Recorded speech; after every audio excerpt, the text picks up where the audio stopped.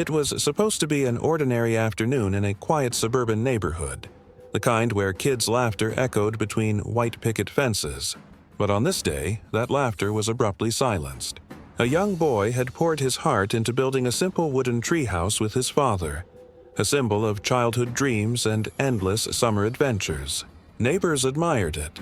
The boy loved it. But one woman did not. She was known as the HOA Karen, infamous for nitpicking lawns, measuring fences, and filing complaints about anything that didn't meet her rigid standards.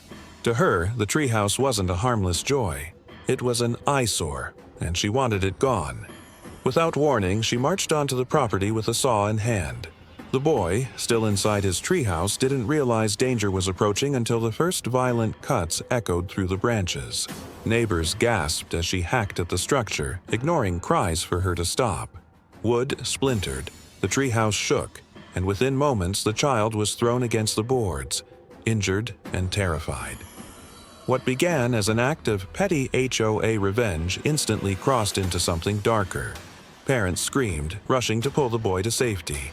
The once proud treehouse lay in ruins on the ground, a symbol of innocence crushed beneath her reckless rage. But the story didn't end there.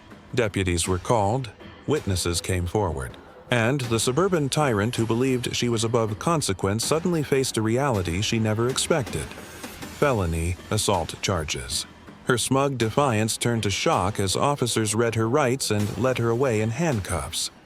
The neighborhood buzzed with disbelief. A simple wooden fort had become the spark for one of the most shocking confrontations their community had ever seen. Parents now whispered about justice.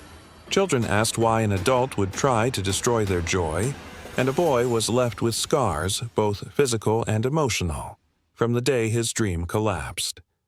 In the end, it was more than a treehouse. It was the reminder that power abused has consequences, and that sometimes, even in the quietest neighborhoods, the darkest battles are fought not with fists, but with saws, anger, and a disregard for innocence.